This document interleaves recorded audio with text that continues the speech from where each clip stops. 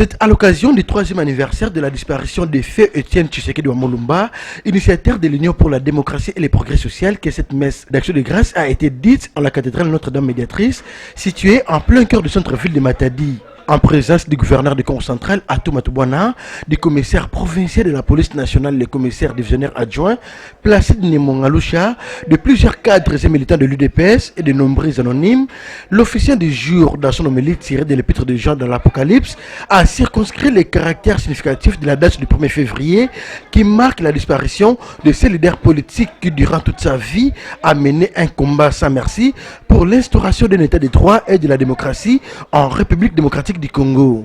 Pour sa part, le chef de l'exécutif provincial du Congo central a salué la mémoire du Sphinx de Limité qu'il a connu personnellement pour l'avoir rencontré de son vivant à 3 reprises, a-t-il insisté. Dominique Kodembete, vice-président interfédéral de l'UDPS Matadi, a quant à lui exhorté sur la pérennisation de l'héritage légué au peuple congolais par l'ancien Premier ministre Dr Étienne Tshisekedi de Wamulumba. Nous sommes venus célébrer l'endroit de la disparition physique du président Étienne Tshisekedi. Heureuse et célèbre mémoire. Pour nous, les membres de l'UDPS, le président Étienne Tshisekedi reste une grande valeur pour la République démocratique du Congo et pour l'Afrique même.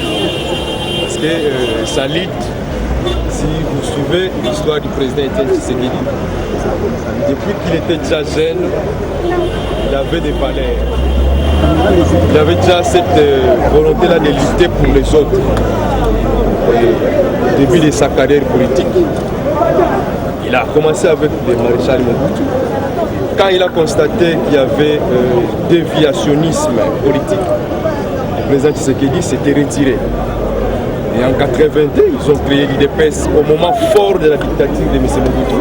Mais il y a eu des gens comme Étienne Tshisekedi qui avaient pris courage de lutter contre la dictature. Et il a utilisé la non-violence. Vous allez vous rendre compte qu'à cette époque-là, le président Tshisekedi pouvait utiliser 100 francs congolais. Ou 100 zaïre, je ne sais pas comment, mais 100 francs. Et il achète un petit papier de 50 francs, il achète un stylo de 50 francs, il écrit pour une dépense de 100 francs.